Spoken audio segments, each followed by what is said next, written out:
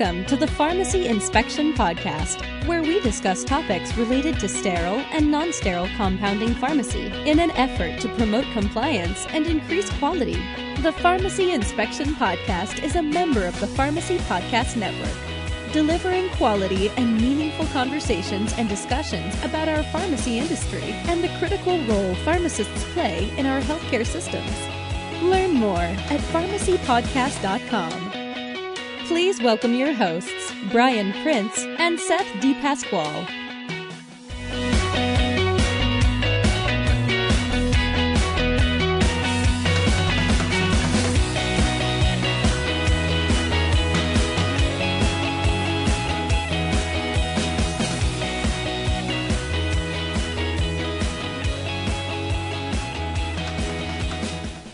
Hello, compounding pharmacy colleagues and friends, and welcome to the Pharmacy Inspection Podcast. Thanks so much for joining us this week.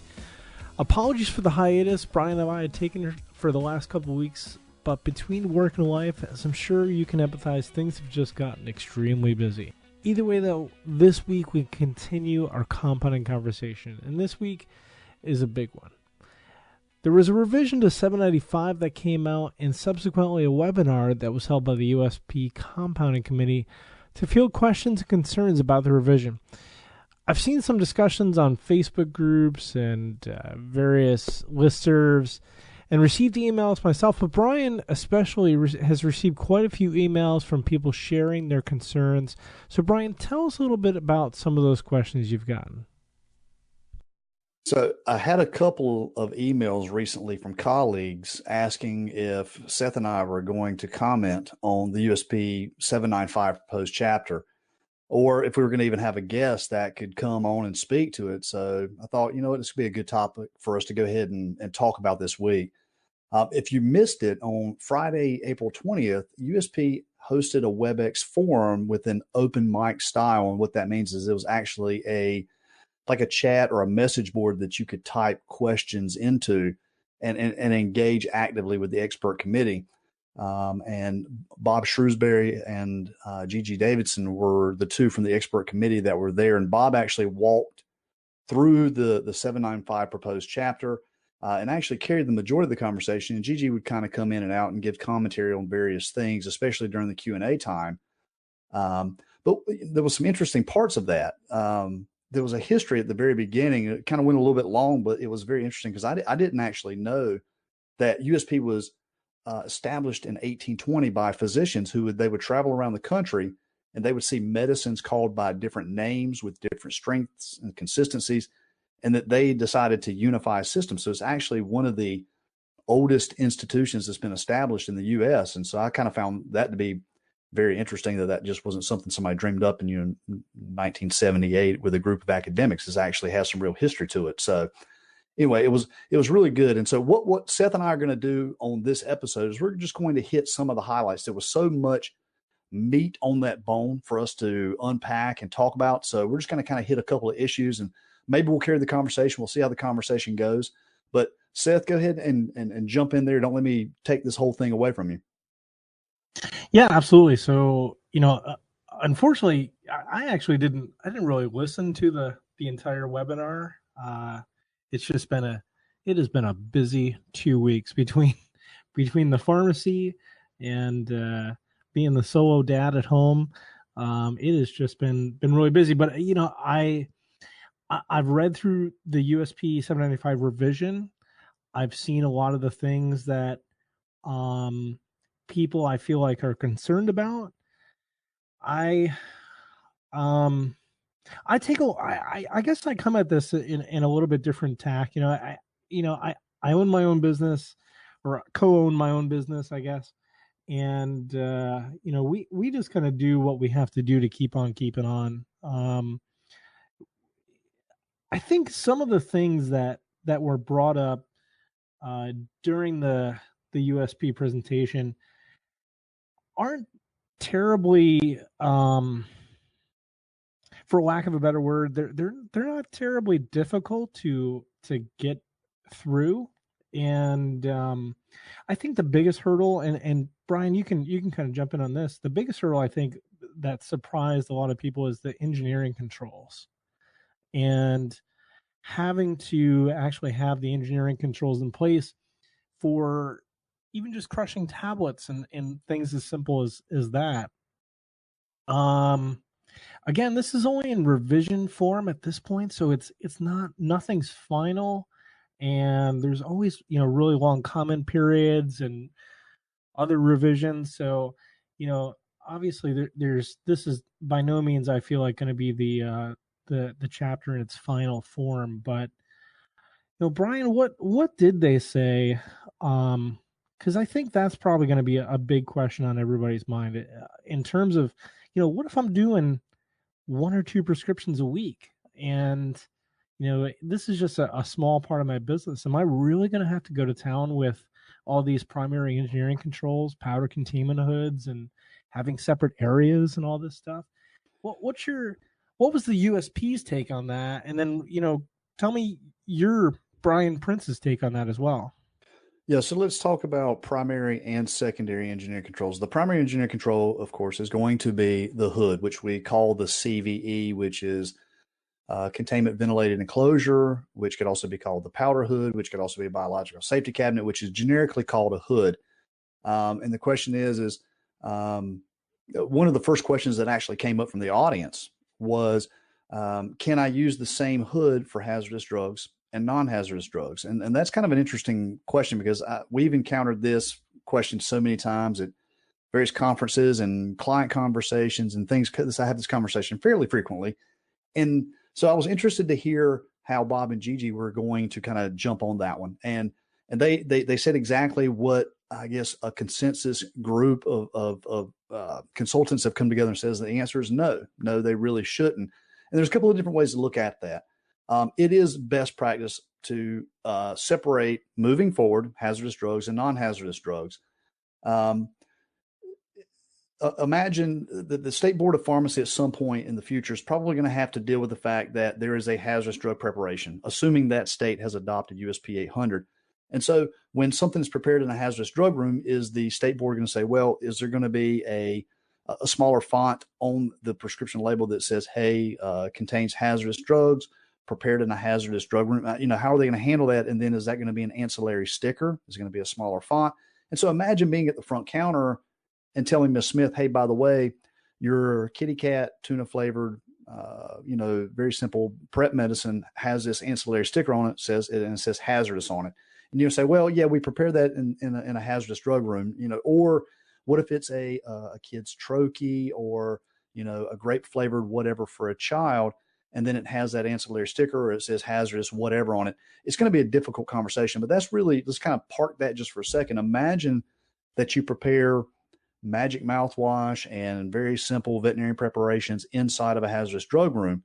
You still have to adhere to those PPE standards. So, double shoe covers, hair, bouffant, rear tying gown, double gloves, all of those things. And so your cost, and this is a big one for you, the entrepreneurs, the pharmacy owners, the cost is going to go up. And so you don't want to really get into that.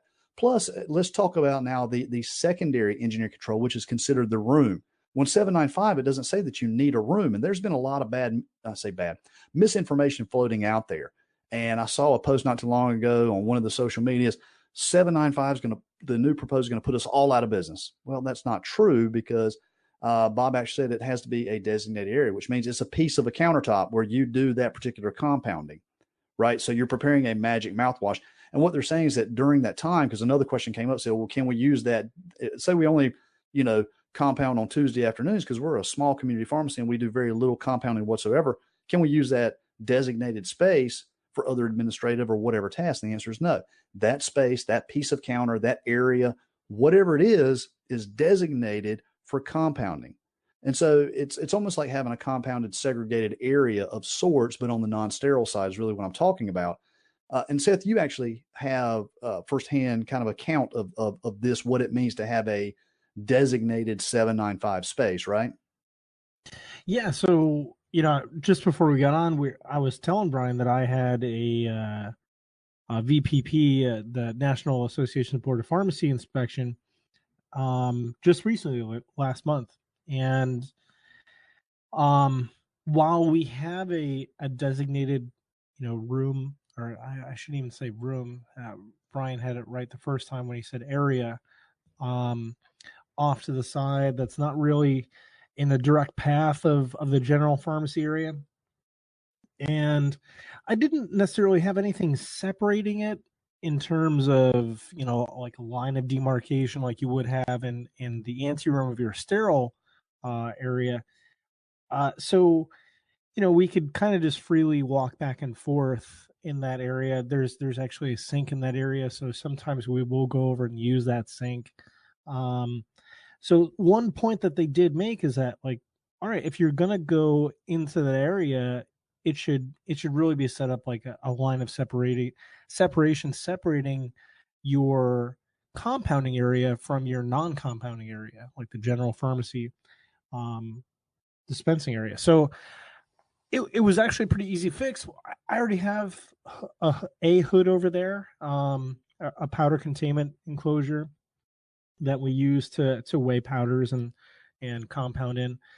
So it was as simple as literally putting a black, or not a black, a red piece of tape on the floor, and putting some gowning material right before the line, and then just gowning up before you go into that area. And so now that's just basically standard protocol. If we're gonna breach that line, we're gonna get gowned up, and we're going to act appropriately as if we're going into compound. And again, that wasn't a very difficult thing to kind of to fix. It was literally I already had all the gowning materials. I just put them in a different place and put a piece of tape on the floor, and voila, it was done. So yeah, I think some of these things are very simple, easy fixes that literally can be done in a few minutes. If you're starting from the point where you don't even have engineering controls or any powder containment enclosures or anything like that, then yeah, there's going to be a cost involved, and for sure, it's going to be a little bit more intense than what I had to do. But by no means, depending on what your business looks like, if this represents a very large portion of your business and it's a big revenue generator for it, to buy a hood that's somewhere between $3,000 to $8,000 shouldn't break the bank for you if it's a very big revenue generator. So again, that's kind of how I look at it. I come at this from the very pragmatic perspective of a business owner and a compounder that likes to actually do quality stuff. So I just feel like if you're griping that much about it, then maybe there isn't that much money in it for you, and maybe it's I hate to say this, but maybe it's time to hang up that portion of the business. So I don't know. I think what's your opinion, Brian, personally on do you feel like this is long overdue? Are some people's concerns and worries justified, or what do you think? I mean, you and I have both read some of the same comments on social media, so yeah, and I may not be the best person to necessarily ask, because I don't walk in your shoes or that of the business owner. I've been consulting for about 3.5 years now in this industry. So I certainly deeply empathize with the industry. And I've even been in the industry since, I guess, like 2011, 2012. But I've been that guy who's been kind of the sideline guy, right? Who always talked about personnel safety. So I was a little bit rogue in the very beginning. I remember when I first spoke, and it's funny, I couldn't remember exactly what the date was, but I was having dinner the other night where was I? In Phoenix at the NHIA with Brenda Jensen and Jim Hack. And Brenda actually reminded me the first time she saw me, and it was actually in October of 2012. But I was at that time, interesting enough, I had in the room, because I was talking about, personnel safety, proper chemical handling, because that just, this has always been my thing, personnel exposures. And so I think at that time I probably had maybe 35 people in the room. And then the next year when I spoke, I could see the numbers were getting up, and I had maybe 75 in the room. And then the last year that I spoke was actually when the next year was when in 2014, when the draft copy of USP 800 came out. Then I had 150 standing room only. So then that rogue guy who was always talking about chemical handling safety, powder handling safety, compounding workflow, that weird guy, he finally started getting some attention. You're the and so star I can of the tell show. so I can tell you that the majority of compounding pharmacies I go into, they actually do have a separate room with a door. Very few times have I actually been where I've seen, and I have seen some horrific open bench compounding. I remember backside of Nowhereville. I'm not going to name that state and incriminate that state, but I walk in, and in the back room, which is also somebody's office, I see a young 20-something lady who's actually doing progesterone capsules on an open bench, no PPE whatsoever, no gloves, no mask. And of course, I'm horrified. And this has been many years ago. But the point is that those are far and few between. That doesn't really happen. There's actually a place where it is designated typically with a door. That is actually the norm. But let me just tell you, there are chemicals that we handle on that USP 795 side, and they're not on the NIOSH hazardous drug list. So we're talking about ketamine, ketoprofen, gabapentin, those things. And if you look at the SDS sheets, there are still exposures related to that. So I can tell you that if you are handling those on an open bench, on an open counter, I can guarantee you that you are exposing the environment. You can tell me that you've got a powder hood in place, but I can guarantee you that I can find points during that workflow where you're actually exposing the environment to those micronized powders. And when I say micronized, it also means aerosolized. So one of the questions actually was that was posed to Bob and Gigi is, do you have a list of powders that aerosolize? And Bob's response was, no, we don't actually have a list. Well, let me just tell you, all powders micronize and or aerosolize. I'm using those two terminologies right now synonymously. Like micronize is actually when you're changing a particle size, right?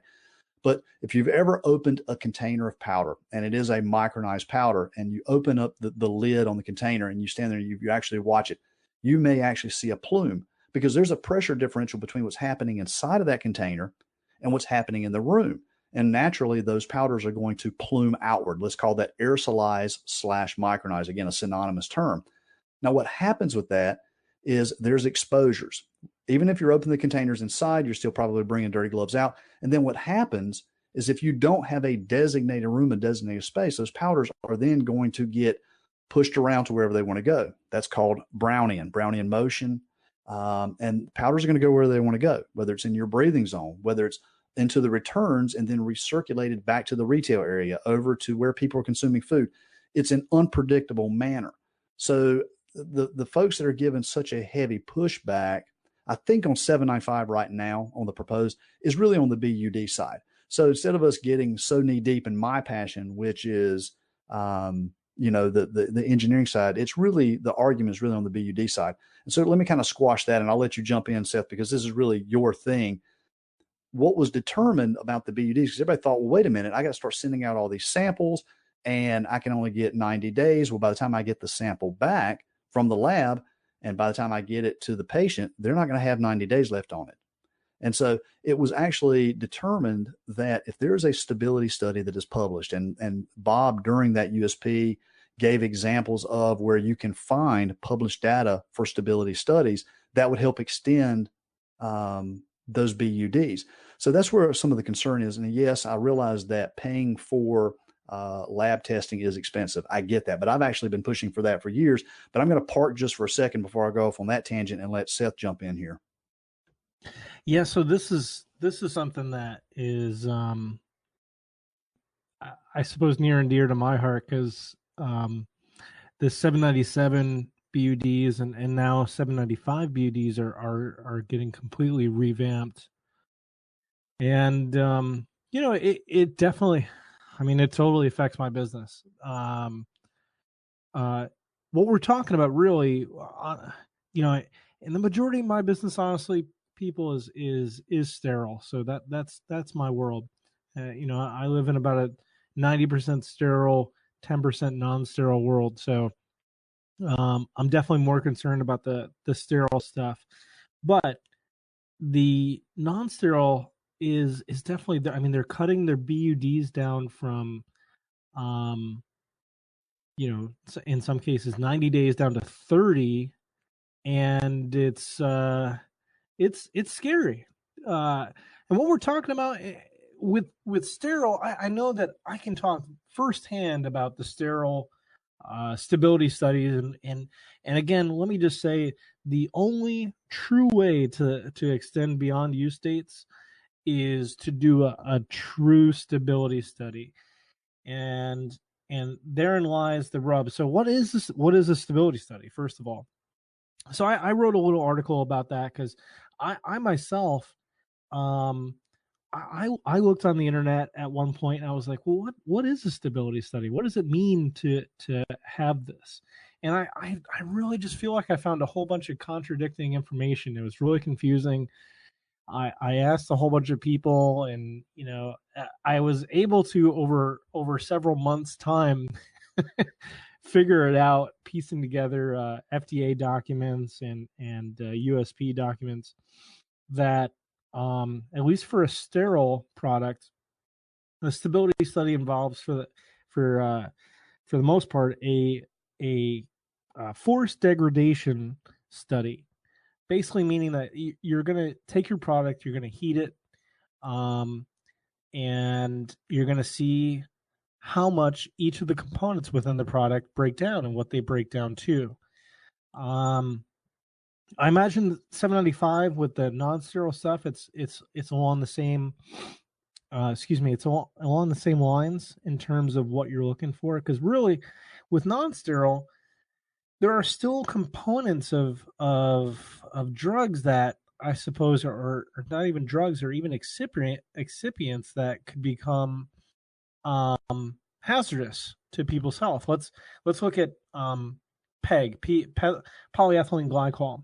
So polyethylene glycol, even graded material after a certain point will become, it can break down into diethylene glycol, which, if you know your FDA history, is kind of how the FDA got started with the sulfanilamide disaster, and they were using diethylene glycol as a solvent to dissolve the sulfanilamide into an elixir. And diethylene glycol, if you ingest it, at least enough of it, it shuts down your liver, and that's just, we kind of need a liver to live. So, so a lot of people take the beyond use dates for non-sterile products not so seriously. Like, what's the big deal? It's non-sterile. Come on.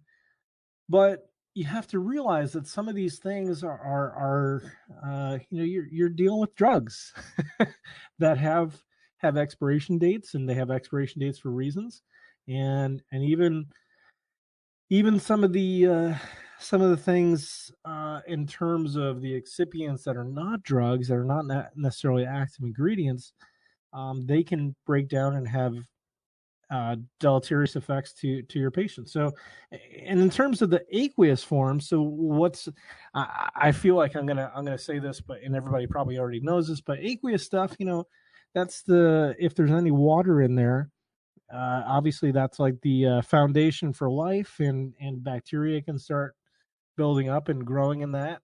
And even though it's non-sterile, you don't really want to get a huge abundance of bacteria in that either, because of course you can do the exact opposite of what you're trying to do. And just let's go into just a tiny bit of microbiology.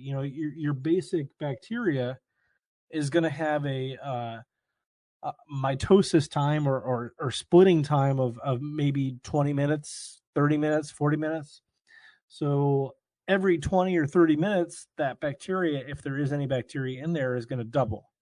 So take that out to 180 days, and you could have, quadrillions of bacteria in your non-sterile product. And I would say it's not even non-sterile at that point. I would say it's mostly bacteria.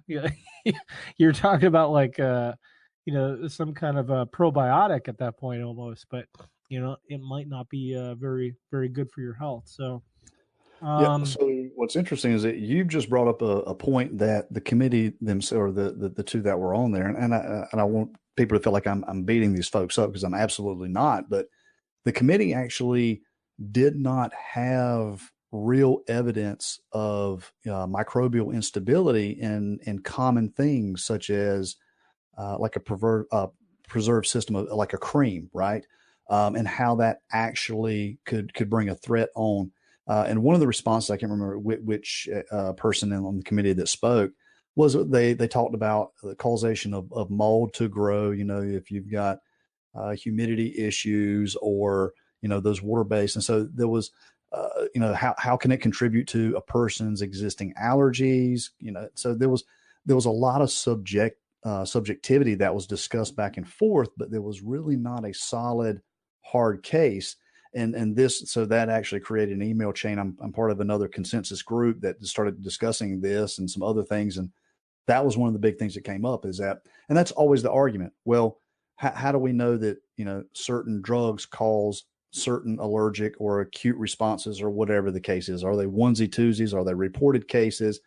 And then the answer is, I mean, there are cases, but they're not, I guess, as plentiful, but they still only referred to mold and allergies as, evidence of instability. Yeah. The thing is that, that point is brought up. I'm really not a huge fan of that argument. How do we know that this does this or this does that, or this doesn't do this or this doesn't do that? Well, the thing is that if you're not gathering the data, we don't know one way or the other. We can say through historical, just by knowing that we have been in business for so long and nobody's ever said anything to us, but we don't have solid scientific factual data behind any of this backing up what we're saying. How do we know that there's no bacteria in that or too much bacteria in that at the end of 180 days? We don't. I don't think that we're going to beat this thing up any more than what we have. Unfortunately, that's 24 plus minutes right there. And we always try to honor your time, make sure, and we would like to keep this within your drive back and forth to work to make sure that there's manageable pieces here. So I tell you what, let's just park here and then let's head to next week. And so, Seth, I think we've kind of come to a good point to stop there. So I appreciate you joining us. And hopefully in the future, we'll be able to get some guests in here. But again, everybody seems to be busy, and I get that. I know that you, as our listeners, you love hearing our guests. We love bringing on guests, but I can tell you it's just difficult to sometimes pull people in because everybody has lives and they're running businesses and they've got things to do. But thank you for joining us again this week. We appreciate it. Seth, I'll let you roll us out. Yeah, I'd like to echo the busy the busy lives. We all have busy lives. We all are coming in and out of different seasons. I have my busy season with the horse breeding season, and but either way, we seriously appreciate everyone listening and our guests taking the time to talk about some of these really important topics that are just, I mean, near and dear to my heart. Obviously, I'm really passionate about all this stuff, and thank you, the listener. Again, I'd like to echo that that Brian said. Thank you for tuning in and listening to us week to week. We, while we're not maybe on schedule week to week at this point, right this second, I assure you we will continue this conversation in the next week or two, and hope you'll join us again. And until then, keep raising the bar.